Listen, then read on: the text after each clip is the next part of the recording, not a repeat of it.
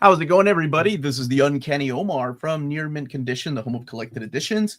And today I have the absolute pleasure, and I mean absolute pleasure, to get to talk to Larry Kenney. Uh, I've already, I've just fanboyed behind the scenes, and I was talking to Larry about how big, like a big, huge part of my childhood he was, and is. Like now I'm watching these cartoons with my kids, and it's just, it's amazing. And thank you so much for being here, sir. My pleasure. And I just want to say, like, in the past, I've interviewed like voice actors, and it's really funny. You said something before we got started that every one of them said, back in the 80s, it was a job. It was like moving on to one franchise from another. We never thought it would last this long. People would remember.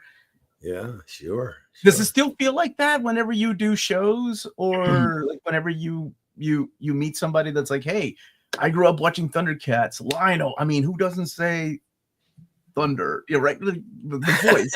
Like, who didn't do that as a kid? Oh, it's great, Omar. I'll tell you.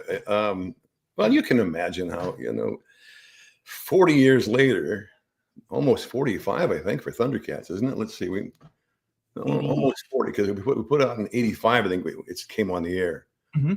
We started working on it in late 83, actually, because we did 160 episodes, something like that. It went on for a couple, and back then, like, seasons were so much longer than they are now. Nowadays, I think seasons, when they think of even cartoons, it's not the same. They say it's our 42nd season, and they've been on for 10 years. Yeah, Thundercats went on well over 100 episodes, and 130. Yeah, and then there was the movie too, the Thundercats home movie. Yeah. Oh, man, just bring back memories. Yeah. Well, I love it when, like the first thing you said to me when, before we went on the air, if you will, and you said something that I hear a lot, and I'll never stop loving to hear it. You said you were the voice of my childhood, or something to that effect, and I hear that so often. It never gets tiring, because I was a kid once too, and I was a big cartoon fan. Saturday mornings, long before. We're talking about the 50s. I was born in 1947, and so.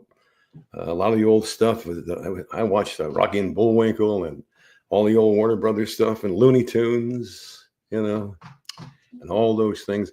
And I sometimes think now, I wonder about now when people ask me questions about what's it like. It's so exciting. I'm so excited to meet you. Do you think I'm silly? And I said, no, listen, I tell you, even today, if I had a chance to meet Dawes Butler and Mel Blanc and people like that, there weren't Comic-Cons back then. Like today, you have a chance to meet some of your favorite actors from cartoons and movies and things. Back then, you didn't have that opportunity. But if I know that if I had found out back in 1958 or 60 or whatever, when I was 12 years old, that I could, that Mel Blanc was going to be at a certain place in our main town, and you can meet him and get an autograph. And man, I would have been online for 3 weeks, So I know exactly what it feels like. Of course, I never got a chance to meet Mel Blanc. I did get a chance to meet Stan Lee, and that's for me. That's right here. How did that come about? Well, Stan just passed away a few years ago, and he was doing Comic-Cons. Okay. And lots of them. He was, I think, 92 or 3, and you'd see him at the Comic-Cons charging across the floor, shaking hands and stuff. I mean, he was a force even then. Oh yeah. And so I know what it's like, to meet somebody, because there's nothing like I think nostalgia. Well, what nostalgia means usually is that it's your childhood stuff from your childhood, and things that you loved in your childhood are things that you'll never forget and you'll always love. I think that's my theory. I mean, there's nothing like. I mean, I've met big movie stars and everything all my life, and I was excited to meet them. I still am sometimes when I meet somebody at these Comic-Cons. Oh my God, look who it is! And I act like a fanboy myself. I go over, get pictures with them and stuff, and I love it when they come over to me. I get your autograph, and I go, "Oh, Mark Hamill, sure you can have my autograph." Sometimes I'll look up from my table. There's a little bit of a line, for autographs, and I see people like that. I looked up one day, and there's in LA, and there's Mark Hamill standing in line. And what the hell is he standing in line for? He said, "Well, I'd like." Wait, did anybody recognize that Mark Hamill was in your line? Yeah, everybody else did, but I do. Well, I got my head down signing pictures, Right. Yeah, oh, thank you. Oh, it's so nice. And I talk. You don't have that much time to talk to people, Yeah. I try to work it so that when I'm at a Comic-Con, I have set it up as much as I can so that I have the maximum amount of time with each fan to talk with them. Like I always have somebody with me, my agent or somebody like that, who takes care of telling people, okay, you're next, stand over here, and give me your name. So he writes the name down for me while I'm talking to the previous person, Yeah. And that frees me up then to once he puts that picture in front of me and have their name and everything, I can say, "How are you, Tom? How are things going?" Like that. Instead of just saying, "Okay, sign this here, that's yours, next." That always bothered me. So anyway, I've kind of figured out a way to extend my time with the fan beyond just a nod and a handshake, And I get a kick out of it. I really do. I think that's wonderful that you do take the time to do that. I know we're here to talk about this wonderful collection that's coming out from Dynamite Comics. That they're doing the 40th anniversary Thundercats, the classic years omnibus. But before we do, I wanted just in case people weren't aware, just how your track record of a voice actor is so cool, because I did mention this before, that you were part of my holy trinity of like cartoons at the time. Like I love Transformers. I think everybody my age does. Sure. But there was a cartoon of Thundercats. Then there was Silverhawks, which I absolutely loved. Yeah. I thought it was Thundercats in space, and that's what I wanted. Yeah. And you did the voice of Bluegrass for that. Yeah. Poker Face, maybe. Poker Face. Face? I thought that was one of the, and that's cool that you okay. And then there was another show that hardly anybody remembers. It was called Tiger Sharks. And I always thought that was like Thundercats and underwater. And that was really short-lived because it was like an anthology of cartoons and as part of the comic strip. Yeah, on Saturday morning. Yeah, absolutely. Lasted like maybe not even a season. I can't remember. Yeah. But you did a voice in that too. Oh, yeah. So you did a voice for all three of these amazing cartoons that I always thought belonged in the same universe. I was like, oh, that is so cool. Yeah. Well, actually, Omar, I'm not bragging here, but when you say I did a voice on that show, there were only 5 of us in the cast of most of those shows. And every voice you hear on those shows is one of us. So over the course of like 130 episodes of Thundercats, let's say, I was probably the voice of 50 or 60 characters, as was everybody else on the show. We didn't have 30, 40 people doing the voices. And you were all in one room too, right? Like this was at the same time. Yeah. So anyway, that's my point was that you had to really be able to do. They didn't hire an actor back then to do one character. You know what I mean? A part of it was financial, finances, I'm sure, but you would hire 5 or 6 actors who could do a lot of different things. And that's what made it fun for us, because you never know what they're going to throw at you when you go in every recording session. Try this voice, try that voice. So it really had to be on your toes, and it kept us all fresh, I think. That's really. So did you ever have to like talk to? I know like Peter Cullen had talked to himself, like when he was doing like, the voice of Optimus. I've never met him yet. I have never yet met Peter. Oh, you haven't? Oh, no, we've probably been at 25, 30 Comic-Cons at the same time. But you just don't have time at those things to, you're sitting there all day with the fans. But anyway, I want to say, Peter, if you're out there, come over and say hi, will you? I try to go over to see some of these people, but their lines are so long, I can never get their attention. The fans love it. Like seriously, absolutely love it. Have you? Now, I actually, I had the chance when I had a podcast to interview Peter Cullen, and I remember like he was telling me the story about a guy that changed his name to Optimus Prime. And at first, when I heard that, I'm like, oh, that's so ridiculous. But Peter was like, no, this guy was really cool. Like, he was like in the military. He really changed his name. Like, he was really proud of that. Like, I thought most people would be like, yeah, the guy was crazy, right? He changed his name to a giant robot. But because of the way that Peter told that story, I was like, wow, that's pretty commendable. Have you ever met any fans? I know you've had to have met fans that have had. I've met the guy you're talking about. Optimus. He calls himself Optimus Prime on Facebook and everything else. Yeah, I think that's one of the greatest honors that somebody can give you is to say, because of you, I call myself, but I don't think he changed his actual name to Optimus Prime. He may have, but I think one of them the gentleman he was talking about legally changed his name, and he was like, he did serving in the armed forces is what it was. So that's what makes me think I've talked to the guy, because years ago I started getting emails from this guy who was in the I think he was a fireman in a firefighting unit in Iraq or Afghanistan or a military firefighting unit. You don't think about it, but they have to have people put out the fires and the thing. And so I started talking back and forth with him, and so I think I've talked to the same guy.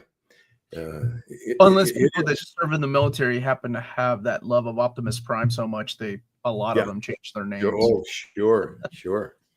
Yeah. And I know you've had your share of people coming up to you at conventions, showing you like their tattoos of Lion-O or the Sword of Omens, right? And you're like, oh, that's really cool. Have you ever met anybody that has like named their kid Lion-O or changed their name to Lion-O? Well, of course, I've met several people whose cats are named Lion-O, which I think is cute. I just had a conversation with my family yesterday. I'm like, if we get another cat, one of the names I've always wanted to name my cats was the Thunder Tank. I'm like, we get a big fat cat and we call him the Thunder Tank. Come here, Tank. Neither one of my daughters were for that. They're like, no. You got to go with Chitara for the daughters, right? Yeah, they're like, no, that's ridiculous. Like, Chitara, who, by the way, I have always referred to as the original Thundercats Ho, and she thinks it's funny. Lynn Lipton, she thinks Lynn, right? Yeah. Man, there were so many. I forgot that Earl Hyman was on that show. He was Panthro. Sure, Panthro. Yeah, Earl Hyman. And Earl Hammond. He was a Mumra, man. Mumra. Gosh, ancient spirit of evil, transform this decayed form. And when he did that, Earl was great too. It was the greatest cast and crew I've ever worked with. And then we, of course, it was pretty much the same cast and crew and engineers, and everything. And we did all three of those shows: Thundercats, Silverhawks, Tiger Sharks. And then we all did together a few Rankin Bass holiday specials. Yeah, they were known for all their holidays. Yeah, some of them are still on every year. A Star for Jeremy. The big one is a claymation one, actually, called The Life and Adventures of Santa Claus. And so I remember that one in the 80s. Yeah.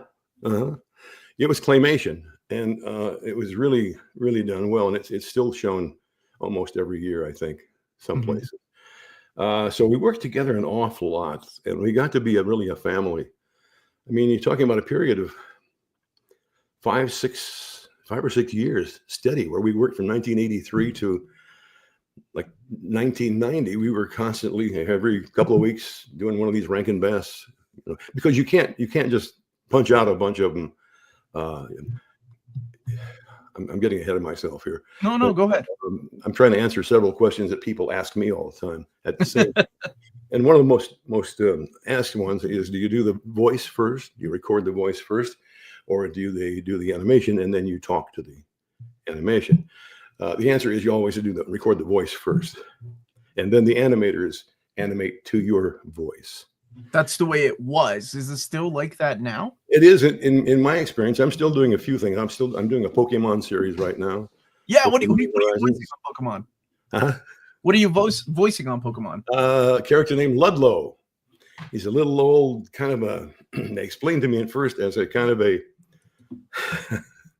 very wise old guy, kind of like the guy in Wax On, Wax Off, Mr. Miyagi? Mr. Miyagi, yeah. So he's not a Pokemon. He actually has dialogue. Oh yeah, yeah. Okay, Yeah, okay. analog. I know very little about Pokemon. Okay. Well, that's okay. I didn't know anything about it at all, and I'm still doing. I got a small role on Teen Titans Go. The Chief, it's an old fart. Yeah, I knew about that. Get off my lawn, you kids. So I'm still doing those things, but I forgot what we were talking about, which happens to me quite a lot.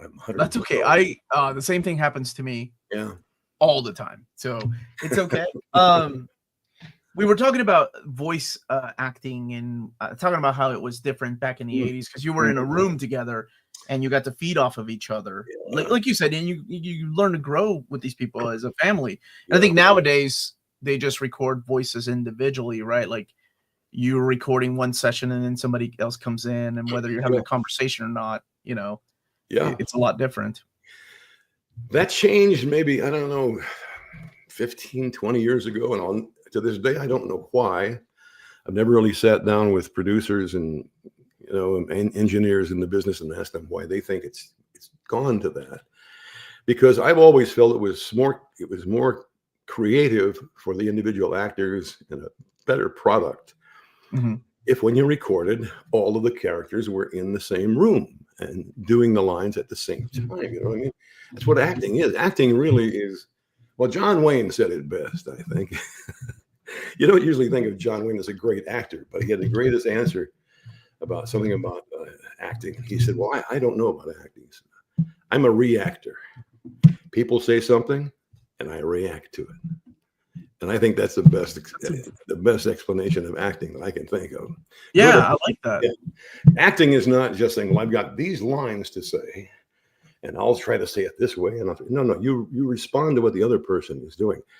If there's no other person there with you in the room, it's a little more difficult to respond naturally. But then you have to act. You have to act like there's a person. So it's all kind of a vicious circle, I miss the days when we were all in there together. It creates better quality, I think. It certainly creates more of a camaraderie amongst the actors and things like that. But now, yeah, as you mentioned, Omar, like if I go in and record, Wednesday, I'm going in to record another Pokemon episode or two. And I'll be there in the studio by myself. And in fact, there won't even be anybody except for the engineer across the glass. It used to be also that all the producer and all the engineers were there too. Now I'm in New York recording by myself, and the producer is in Los Angeles, and there might be somebody in Chicago who's quality master or something. I mean, engineering specialist to make sure it all sounds right and everything. But we're in different cities. Oh, right. Yeah. Sounds cool in terms of what can be accomplished today with the magic of, the industry. But again, I don't want to harp on it too much. But gosh, it was so good when everybody was there. One thing that I miss now is the outtakes from the recording sessions. Oh my gosh, I'm sure that was a blast, man. What the fuck is a Samoflange? Things like that. Well, when you're reading a script, right, and you have to go over it, I'm sure you're like, what does any of this mean? Because you're not seeing the animation, right? And I'm sure it's like that when it comes to like new products or a new line. Yeah, that's been funny. Yeah, we don't really see a lot of that these days. A lot of the blooper reels coming out of animation. Yeah, I know. What's really cool about you, I did not know. So I did a little bit of research on what you did prior to my era of growing up in the 80s. So you were an actor, right? Like live action is what I mean. Like you were doing things on TV shows. Is that right? A few things. Yeah, I started out. I've done. At what point did you transition and say I have a good voice? Because I saw a lot of shows were coming over from Japan, and I see your name on them, and I'm like, that's really cool because you did like a lot of Ultraman, and you did Star Blazers, which of course is a space battleship Yamato in Japan. Yeah. So when did that happen? Well, I started my career in radio. Oh, okay. As what we used to call a DJ. We used to call them. I think they still call them. There are DJs today, but it's not. They're not doing what we used to do. We were disc jockeys. We call them back in the 40s, 50s. I started in radio in 1963 when I was 15 years old. That's young. Yeah, very young. Yeah, it was back in Peoria, Illinois, and so I had family that lived in Peoria. That's cool. Get out of town, really? I swear, yeah. I would always drive by a couple of the comic shops over there when I would go and visit in the summer. Mm-hmm. Wow, that's cool. So yeah, I started as a disc jockey. I was long story. I won't take up a lot of time with it, but I was 15. I had just turned 15 and got a chance to get a job at a local radio station, and I auditioned for it. And I just, at the time, I was already at 15. I was a professional sports writer for the local newspaper. I started when I was 14. You were doing a lot of things at a young age, man. That's awesome. Well, we had to back then, Omar, because times were rough, and my dad worked in the coal mine, and I didn't know they had coal mines up there. That's cool. Kentucky. Oh, yeah. I live in Kentucky, so I'm familiar with coal mines. Well, I was right next door in Illinois, so yeah. And my grandfather actually worked in a coal mine in Kentucky, Harlan County, Kentucky. County, yeah, I know where that is. County, yeah, sure. Small world. So I got started in radio, and from the time I first started in radio, I began incorporating little character voices into my show. Like I'd play a Beatles record and then do a little bit, like, "Hi, this is Richard Nixon, and you're listening to Larry Kenney on so and so." Yeah, that was really good. Larry, you should be in voice acting. I've always been in voice acting. So that's how I got started, and I stayed in radio for years and years and years. I worked with Don Imus for 35 years. I don't know if you're familiar with Imus. Yeah, I am. I was on his show doing Nixon and characters like that for 35 years. And while I was doing all the other stuff, so yeah, it was because of my voice that I got started in. Well, I guess it makes sense. Got started in cartoons. Yeah, of course it was because of my voice. But you asked me first about other acting things. I did a few things. I did a couple of small movies that you'd never heard of. One was called The Mantis Murders, which was about a guy who was going around killing all the praying mantises in town. Oh, yeah, that old plot line, Okay. And the funny thing was, I played Bill Clinton, and I had one or two lines. The character's name was Bill Clinton. Well, it was supposed to be Bill Clinton. Yeah. What year was this? Oh gosh, 80s or late 80s. Well, when Clinton was president, probably. Oh, yeah. Okay. Yeah. Okay. But it was an independent film, and so they dyed my hair kind of gray. Back then, they had to dye my hair gray, and I had to shave my mustache off because Bill Clinton didn't have one. And I remember that the only scene I had in the movie, it was a favor to a friend. I didn't even get paid for it. And I'll never forget. We shot a scene where Clinton's coming out of the Oval Office with an aide of his or something, and they had just been talking with this woman in the Oval Office, and I wasn't supposed to have any actual speaking lines, but the director, after one take, he said, "Larry, we need you to say something as Clinton. So make something up as you're coming out of the room." This is what a cheap production it was. Make something up, I said, okay. So as we're walking out of the room, you can see me. You see me from the back only, because from this side, I don't look like Bill Clinton. But you see me from the back, and I lean over to this guy, and I say, "I'll tell you what, that girl made my knees knock." That was my whole movie career. That was your whole movie career? That was really good, though. That girl made my knees knock, I'll tell you what. So I did that. I forget another kind of movie. I did a game show in New York for 3 years. I was the host of a game show called Bowling for Dollars. Uh-huh. I did soap operas. I did The Edge of Night, which is no longer anymore. General Hospital, just little tiny bits, as one of the doctors in the lunchroom saying, had 2 lines with somebody else. And that's when I realized, I told my agent, no more on camera for me. No more on camera thing. Because at that point, I was doing very well with voiceover, where you go to a studio and you're there for 20 minutes, do your lines, and you go home and wait for the checks to come in, the residual checks and this and that and that. Then you go to someplace else and make money. But on these TV things, you'd show up at 6:30 in the morning and you have a meeting where everybody does a read through of all the lines and everything. Then you take a break for breakfast. And then for another hour and a half, they start doing the women's hair and the makeup and stuff.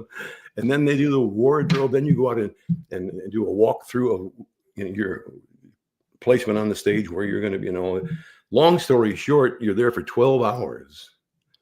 Even if you only have a couple of lines in the show, Mm-hmm. I told my agent, it's not worth my time, and it's not giving me the enjoyment that I want out of this business. My fun is getting in there behind that microphone and doing funny voices, and stuff. That's what I do best. Yeah. So that's when we dropped the whole on camera thing. And I just started doing, voiceover. That was back in 1847. No, I'll never forget. 1847. No, that was back before that was back in the 80s when we started doing Thundercats and things like that. Man, that's such a that's a really cool story. 35 years in radio doing voices and yeah. TV was a lot different though, I'm sure, right? Doing things on television was a lot different than radio. At radio, you had to improv, and you were live too, right? Yeah. So you could easily get in trouble. Wait a minute. We were live? Are you telling me? You can easily get saying those things. People were hearing it. That movie, My Favorite Year. Have you ever seen it? It's yeah. Where that great British actor, I forget his name. He's this famous actor, but he's known as a drunk, and they're afraid to hire him to do anything, And at one point, he's agreed now to do this television show, network television show, the Sid Caesar show, back in the 50s. Peter O'Toole. Peter O'Toole? Is that what you're thinking of? Yes, Peter O'Toole. Very good. Wait a minute. My dad was a big fan of Peter O'Toole. I like it too. That's 20 points for you, right? 20 out of 1,000. Yeah, almost 1,000. Pretty good. So far. Just for talking to me, I gave you 500. Well, anyway, there's this wonderful line where he's just learning. They're coming from a rehearsal, and the guy says to him, "It's going to be great tonight when we start. When you do the show live." He says, "Live?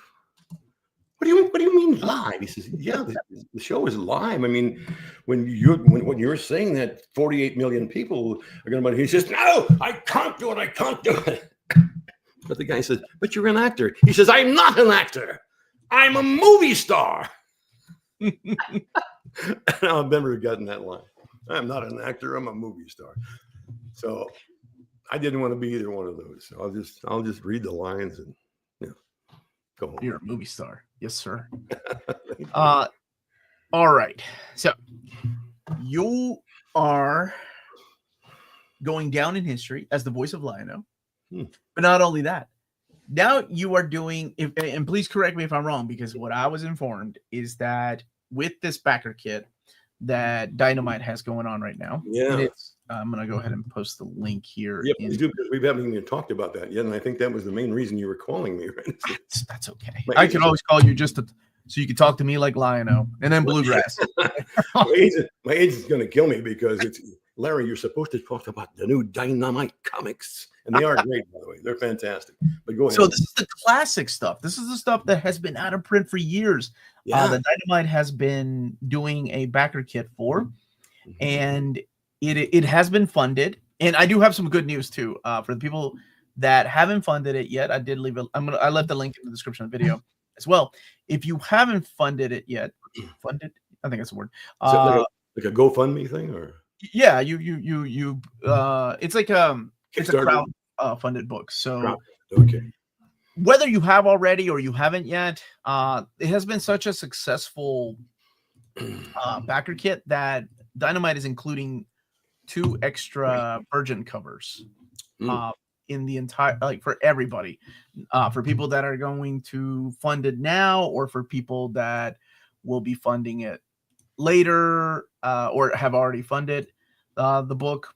So it's a big deal. Like, it's pretty cool. And then both of these covers will become part of your bundle, with no matter which of the hardcovers you help fund. So yeah. What I was saying is that I was informed that you are going to be doing a little bit of editorial work on the book, like some behind the scenes stuff. Really? That's what I was told. Did you know that? Well, let me get my contract out here. No, seriously, I'm not sure what you mean. I know there's some. I have there's a little bit in like it. Somebody is in charge of like collecting the behind the scenes trivia and the editorial on the actual book, and I think they were gonna reach out to you for some behind the scenes stories and things. Yeah, and that may have already happened, and then they're putting it together. So in a way, Larry Kenney gets to also immortally live through the pages of this omnibus that is coming out. I think that's really cool. It is. It is very exciting. I don't mean to make light of it or anything like that. I don't know. First thing out of my mouth is always find a joke in the thing. I like that. That's me. But yes, it is rather new. So I do remember in the last 2 or 3 Comic Cons I did this past year in various cities. Some of the guys from Dynamite and ladies, the people from Dynamite, were there and had brought some of these. I wish I had some here. You have some there probably. These incredible covers that are retro, right, from the original. Oh yeah, like throwback covers. Yeah. But then beyond that, they're making new ones, and they're making. I think you might have started talking about it, and you'd explained it more clearly than I can. But there are going to be, each comic book might have several different covers to it. There's even a series of covers that are exclusive to me that are Larry Kenney editions. That I don't know what that means, but I think I get a few more bucks is what I think that means. I hope so. I like the Larry Kenney editions. That's cool. They have released facsimiles of the Thundercats book. Yeah. Which is just a reprint of the single issue. There's like an oversized, like a treasury edition of the classic Thundercats #1. And it's a big deal because these books never were collected in any kind of like trade paperbacks or hardcovers. For the first time, these books are being put out in one big, the omnibus is going to be the big collection. And that's right. I was going to just say like an omnibus. Yeah, go ahead. And then there is the 2 trade paperback omnis, which make up the same content, and they'll have different covers. And even the omnibus has 2 covers too. It has the classic cover, and then it has the Declan Chauvet like retro cover on it. That is a homage to that classic cover. I have no idea. I'm sorry. I just you want to go back and talk about radio? We go back and talk about radio, sir. I'm right here. I'm just kind of trying. I'm imagining what my wonderful agent Scott Cook is probably thinking. He lines all these. He's a nice guy. He's a great guy. He's a great guy. He got everything. Going, Larry, a big shout out to Nick and Scott for setting talk about this. When Nick reached out to me, he was, anytime I've helped promote the Dynamite stuff, that there's the some kind of Kickstarter for. It's always like, here's some writers, here's some artists. And the one name that stood out to me, I'm like, Larry Kenney. I was like, I don't care what time it is. I'd love to talk to Larry Kenney. And then I'm like, does it have to be about comic books? You may regret that after this, Omar. No, it's been a blast, man. I love it. I'm having so much fun. So just a little bit of history in case people don't know. The Thundercats comics were originally published at Marvel Comics through their Star Comics line. Yes. And it only lasted just a few issues. And then there was some extra stuff from the Marvel UK.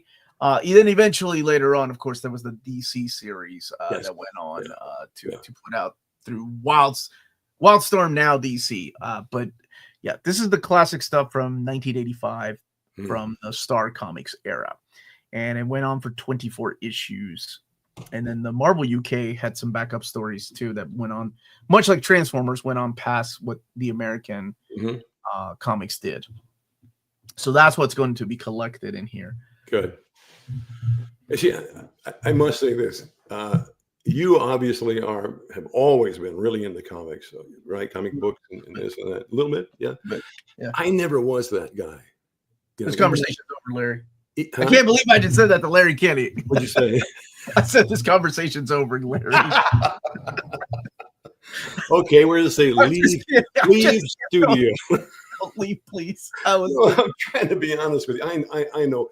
I'm just saying that I was not that kid who collected comic books. My brother was, and my cousins were. What were you into? But it was not my thing when I was, a kid. Well, hell, when I was a kid, I was already on the radio. So, right, you started years old, but that never was my thing. To collect them and learn a lot about them. Like what volume number came out, which one's the most valuable now, and all that. I never knew that, but now that I've been signing a lot of them, and people telling me you just made me $1,000. Now I'm starting to get the idea. Okay. This is real talk, Larry. Okay. When I interviewed, put the kids to bed. We're talking real talk now. When I interviewed Peter Cullen the very first time, this was in 2005.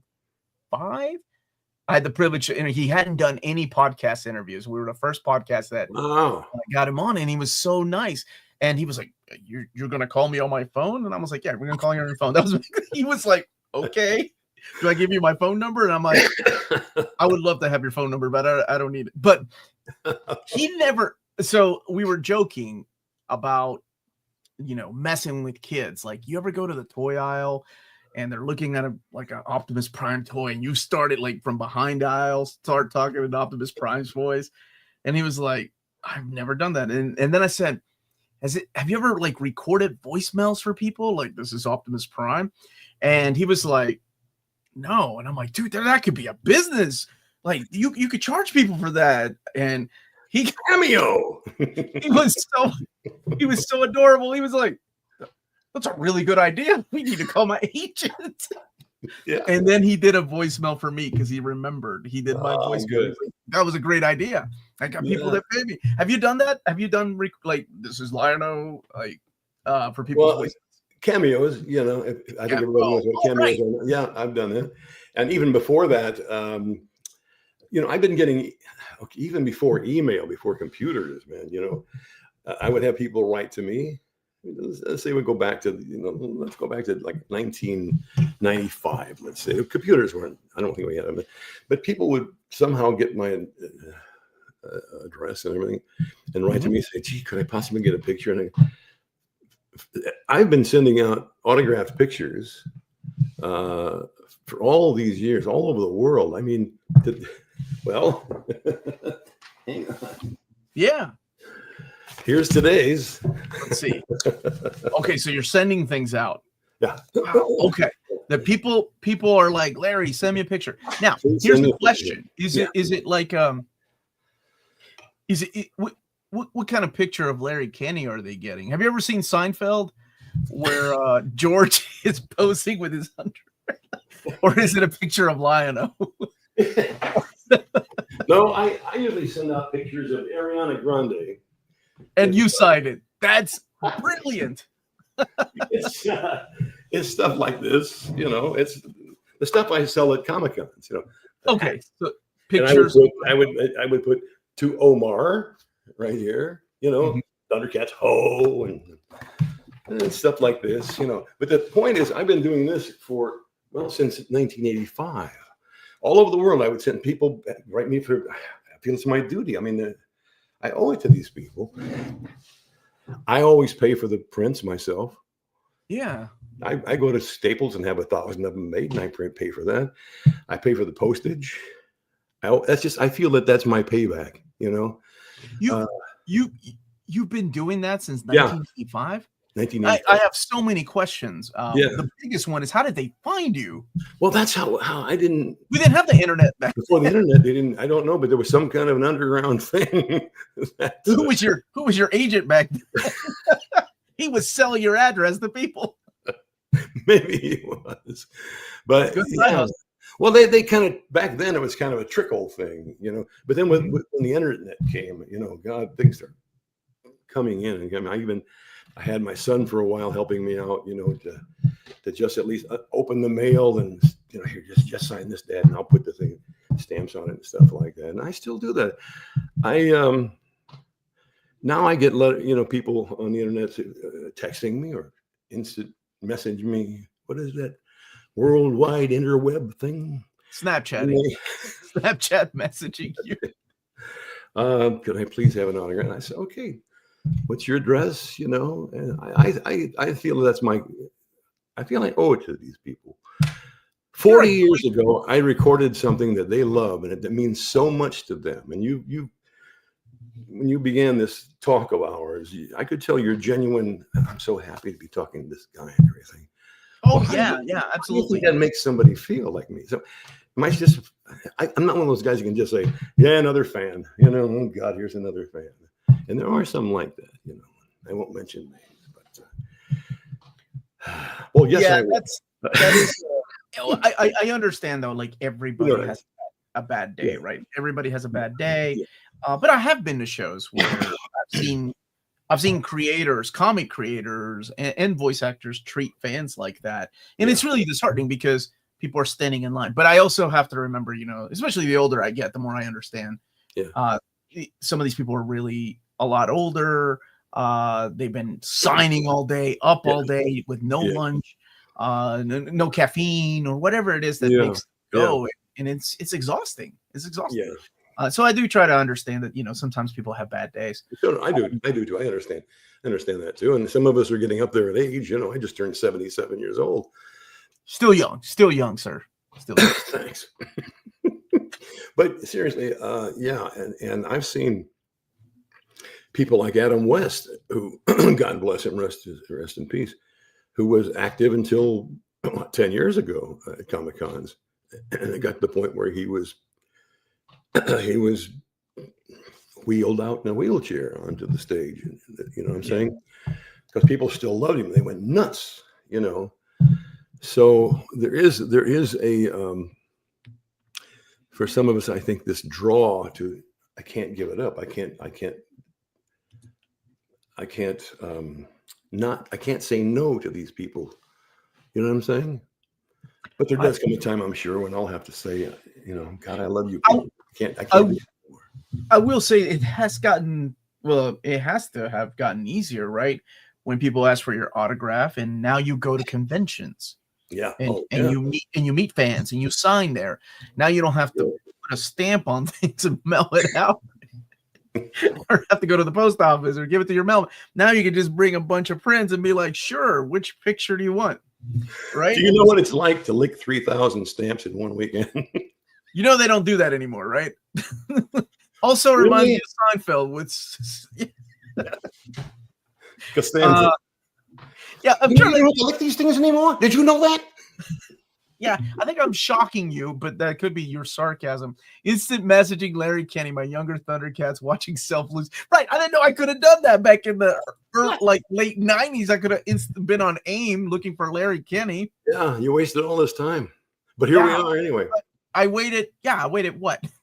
40 years to come talk to you. I had to build a semi-successful channel to get to talk to Larry Kenney. Listen, Omar, there must be something we're supposed to say during this thing, and I'm the one who's been kind of it's okay. You're doing a great job. You're doing a great job. Every once in a while, you'll try to bring me back to reality. Now, this Dynamite comic thing. Yeah, I'm not used to doing that. You know, I'm used to just talking about myself. But I know we should talk about the comic thing. I had a really good friend of mine that told me I had a face for radio. And I thought that was the nicest compliment. So maybe I missed my calling. So we are talking about the backer kit for the 40th anniversary of Thundercats Omnibus. It is an oversized omnibus, and there are different options that you can have. And again, they are throwing in 2 different covers because it's been such a successful crowdfunded book. Let me just pull those up really quick. There we go. There he is. Mark Spears drawing Mumra and Lion-O. Both of these virgin covers will be sent. Those are great, aren't they? Aren't they great? Really like that Mumra. That's awesome.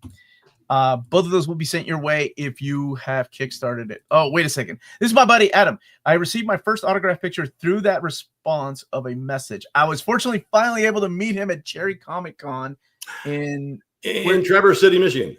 Oh, you actually know where it is? I was so impressed. He was so amazing. There? Dude, Adam is singing your praises. Like he's like huge fan of Mr. Larry. Thank you, Adam. Thank you for being amazing. That's thank you. That's so nice. That is the impact that you leave on fans, like, right? Yeah. They will remember that.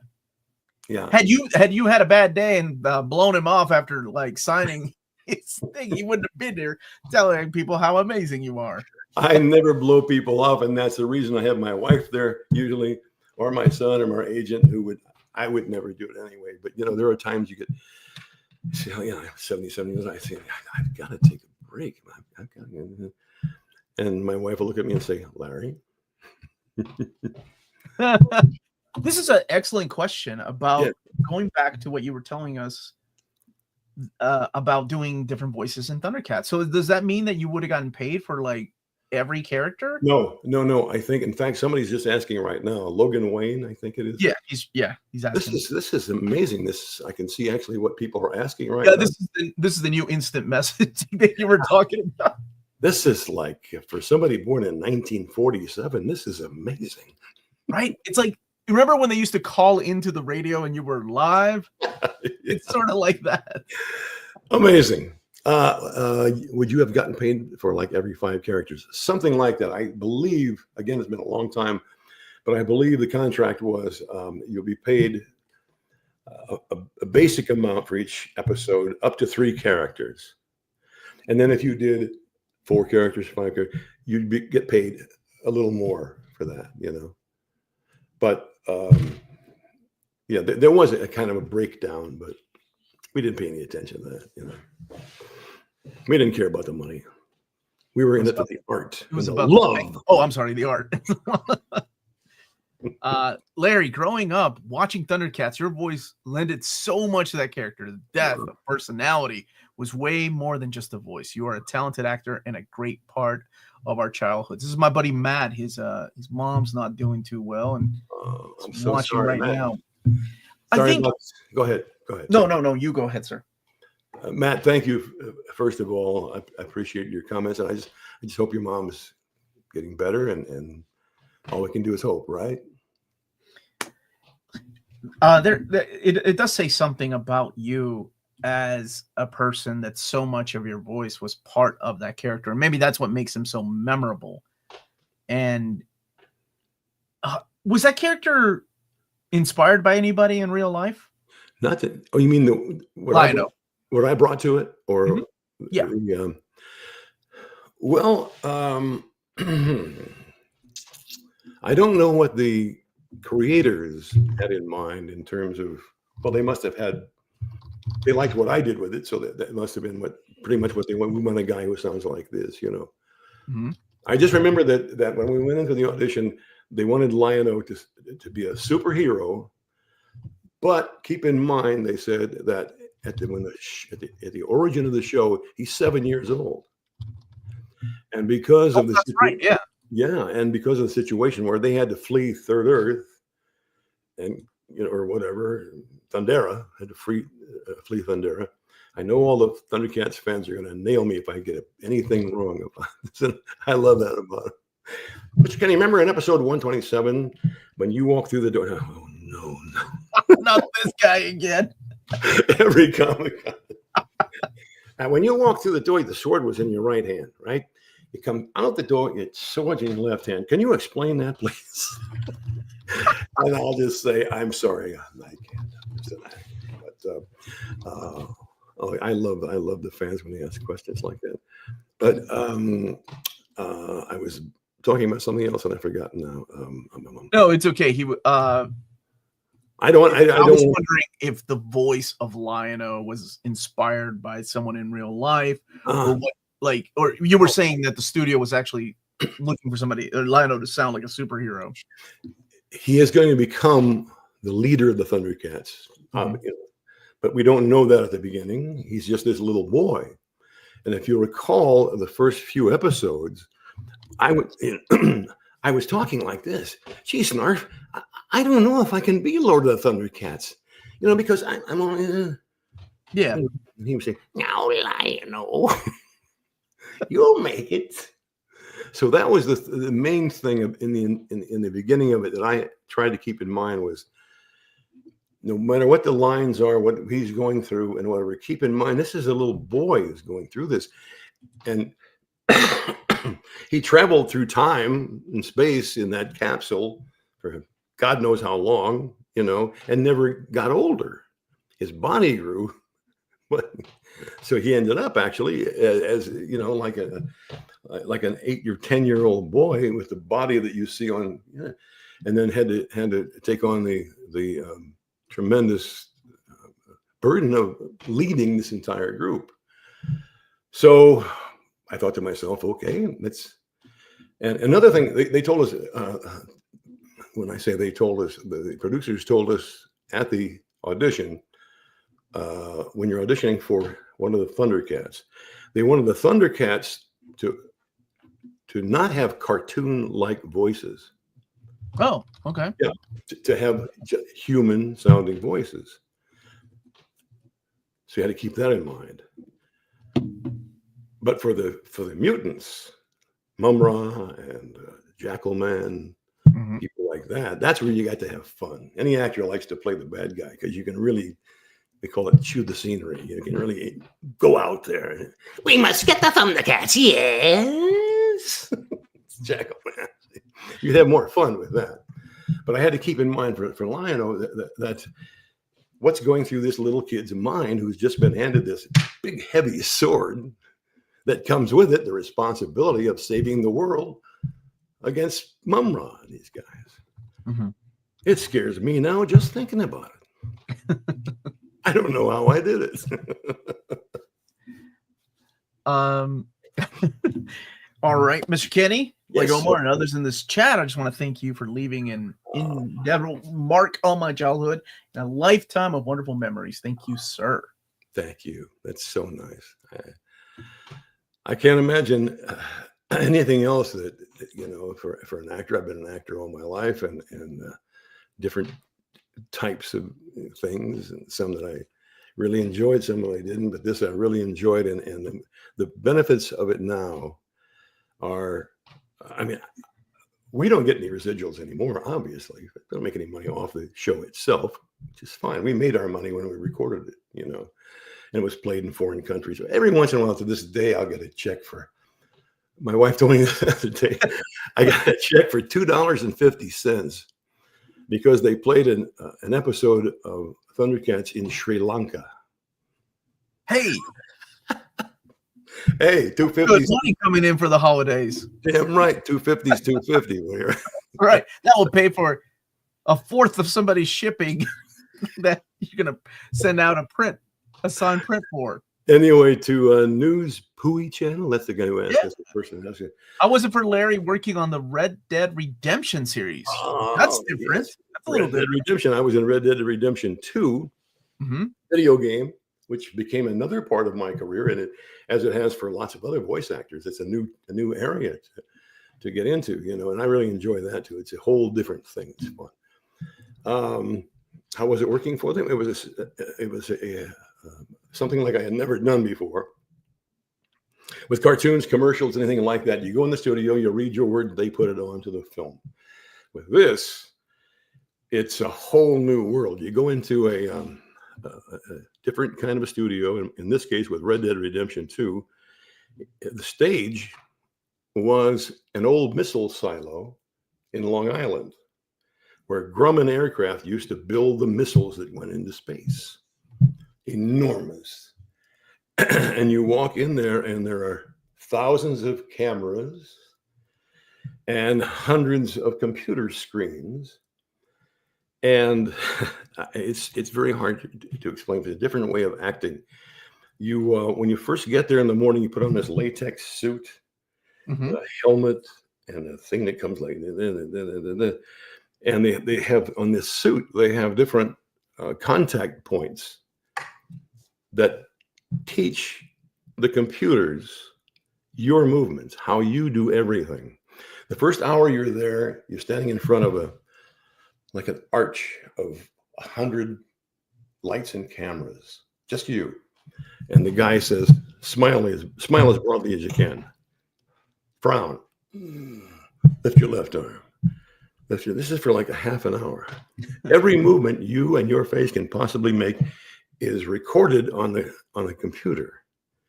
And so that when you look up at the monitor, you walk out on stage then, and you see yourself on the monitors, not your face, the character's face, but you see the costume that you're not even wearing. It's all computer.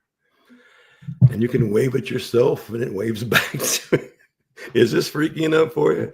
Can you imagine a guy of 70 years old doing that for the first time? I'm like, what is this? What's going on? You have seen so much technology over the years. That had to have blown your mind. It was, but it was from a room full of guys, doing bloopers and cartoons, sitting around, joking, to what is this motion capture? Motion capture. That's what's called. We call it mocap. Yeah. Yeah. Well, motion capture. Industry, we call it mocap. That's right. My buddy works for a video game industry. The company is Gun Studios, so they do a lot of motion capture for horror video games. It's really cool to see it done. It is. It's more than just a character. Your voice is deeply connected to all the ideals and valor the character stood for.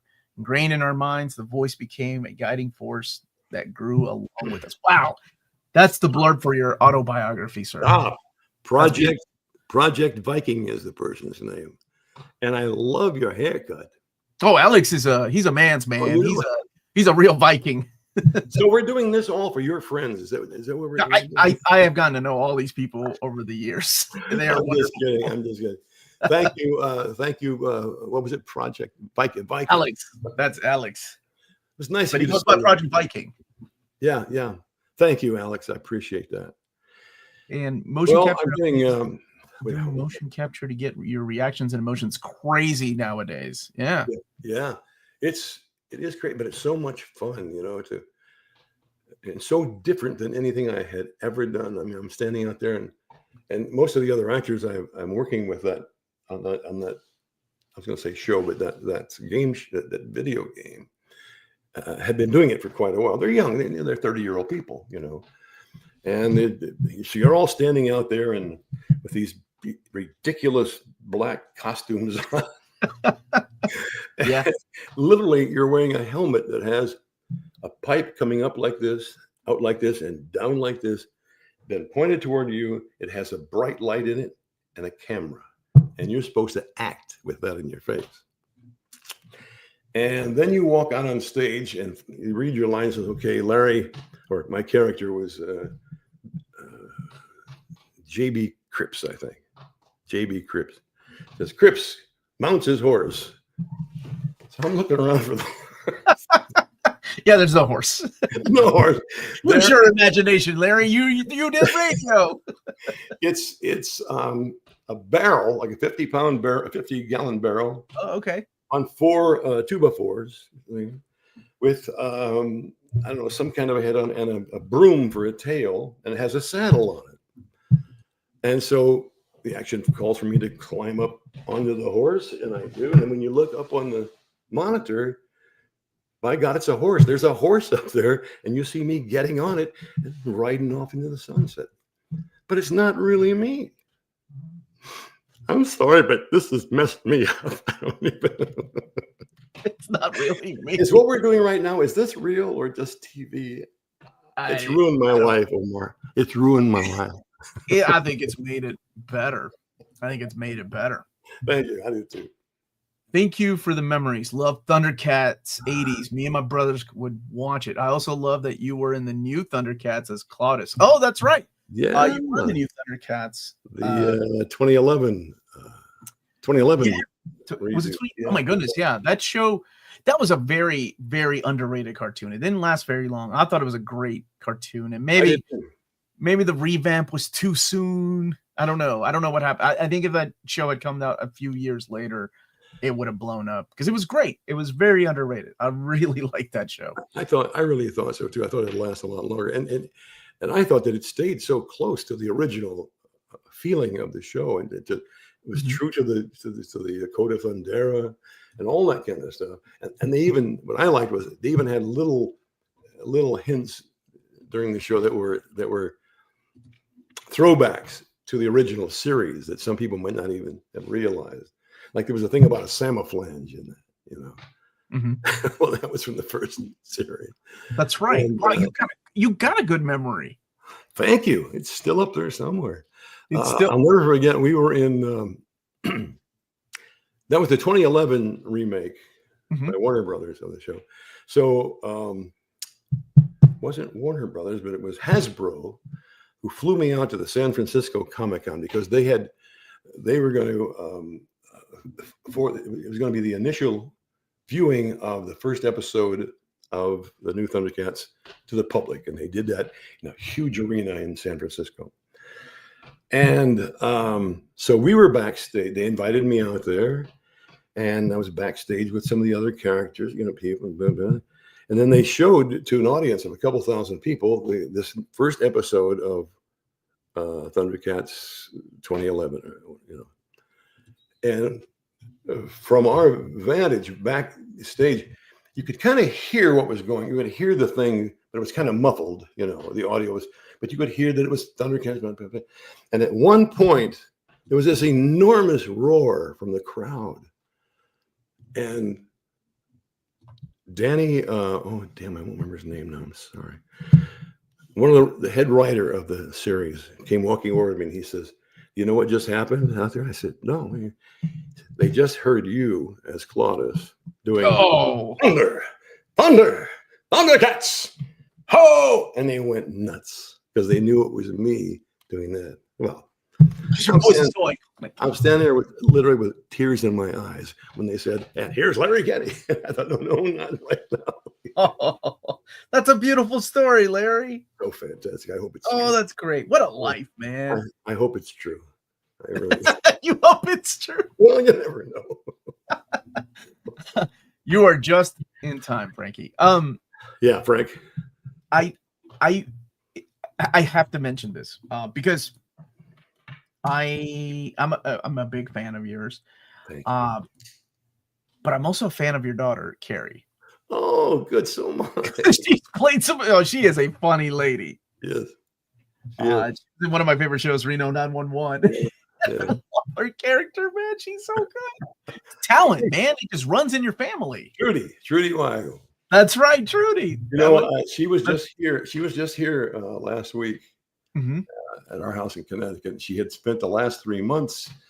She lives in California, in Malibu, and she had spent the last 3 months about an hour and a half from here recording taping a new film for Netflix called The Four Seasons.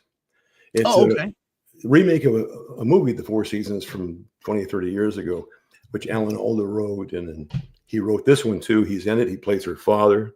In fact, and Carrie plays Steve Carell's wife in this, and a lot of Tina Fey is in it. A lot of great stuff. And so she was just here, and she was talking about Steve. I was asking, "Is he nice to you?" And she said, "Dad, he's great." And I know she's crazy about Alan Alda. They did a movie together called Wanderlust. I saw that, yeah, with Jennifer Aniston, who's Carrie's best friend.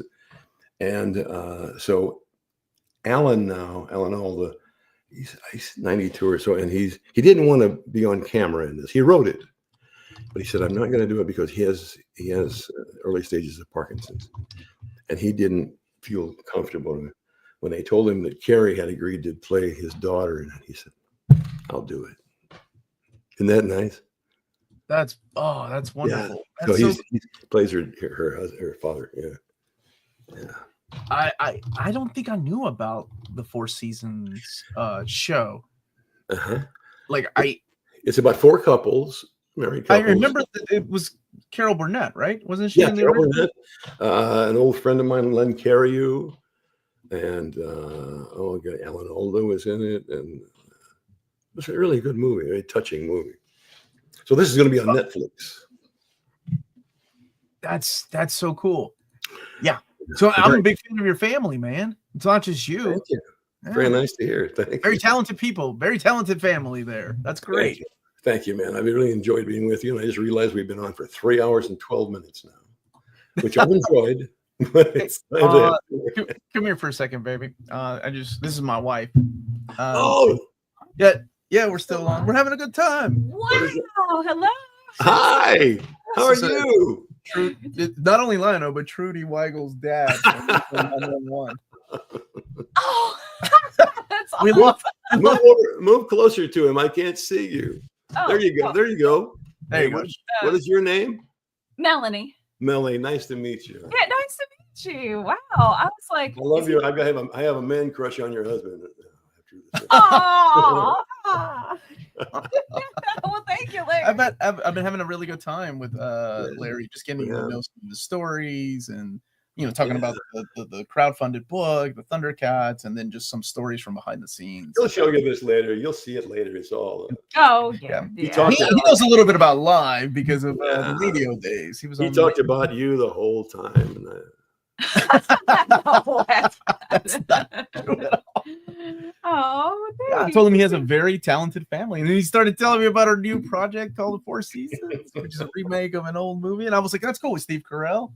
Oh, really? Yeah. Tina Fey is in the movie, and who else did I say? Steve Carell, Alan Alda. Yeah, who was in the original. That's very cool. I think so I told him he has a very talented family. I told him about Peter Cullen and remember the voicemail thing. Oh, that's so cool. Yeah. Man. And now he does cameos. He's like, he does good. Good for you. Seriously. Yeah. By the way, did you get your bill for this yet? just saying. Hey, thank you so much. It's been a pleasure. And Melanie, I'm so glad I got a chance to meet you. Oh, well, thank you. Oh, wait, here's somebody else. Thank you guys very much. I have to run, but I will watch replay. Thanks for the well wishes from my mom, Mr. Kenney. It was truly an honor, sir. Blessings. Oh, I must have. Oh, yeah. I did a cameo for him, I think, for his mother. Yeah. So I want to thank you for being here. This was such a treat, and big thank you to Dynamite and Nick and everybody, Scott, who put it all together. And I did leave a link in the description of the video, but in case you're watching now, it's got a few days left. The crowdfunded, I think it ends in 9 days. No, oh my gosh, 20 days. 20 days. Oh, good. But I think there's different goals. Like once it reaches 100,000, they're adding some more things, more goodies for people. Well, at my age, I'm sorry. At my age, we don't look that far ahead. I don't even buy green bananas anymore. You know what I'm saying? Oh, no. Well, good night, everybody. And on that note, so the option to get Larry's signature is on 2 different covers. There's the Chitara cover and the Lionel cover. Okay, baby, I'll wrap up. Bye, Melanie. So you do have that option, getting either one of those. And before you get going, what shows will you be attending? Oh my gosh, you're gonna have to I'm going to be in Los Angeles for one day. It's a one-day signing at someplace. I wish I had. I should have made sure I had this ready to go. 2025 cons. I have April 13th, Decatur, Illinois. Decatur, Illinois. Okay. What do you know the name of that show? I don't. I'm sorry. Decatur, Illinois. No, I'm just not. Scotland. I will be in Chicago at C2E2 in April. I don't know if it's that show because I think that's. I was at that one a couple of years ago. That one in Detroit, or is that the one in? That's in Chicago. Like, yeah. Well, there's a Backer tier where Larry reads comics to you every other Thursday. Oh, it's the king, the Viking King again. Yes. the Project Viking. Alex, my guy. There's a backer tier. I don't know what that means. A backer tier. So that's how they're crowdfunding the book, through backer tier. Really? Where I read the comics to you every other Thursday. Yeah. So there's different tiers. Like, you can donate so much money. Like your autograph is a certain price. So he's asking, is there a tier where he has to pay for you to call him and read him comic books every other Thursday? He's not selfish. He said every other Thursday, not every Thursday. Listen, if you got the money, I'll do it. You know what I'm saying? Now that's a t-shirt. The t-shirt. Yeah, that's the Backerkit. Yeah, my other t-shirt says voice actor will talk for food. Oh my gosh. But you've got motion capture on your resume. Yeah. So you're good to go, man. Mocap, baby. You can play any age with mocap. Yeah, they can make you look like 10 years old, you know? You could do with a CG Lino. 10-year-old Lino. Just do his voice, right? 1 second. Coming, dear. She's after me to have dinner. My wife.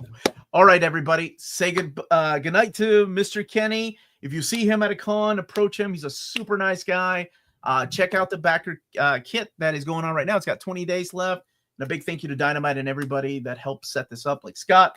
And thank you, Scott. Everybody stay healthy and safe out there. Any last words, sir? I love you all. Thank you so much. If you fans, if it hadn't been for you, well, Omar and I would be sitting here talking to each other about, I don't know what, but it wouldn't be about Thundercats. Radio, about radios. Radio.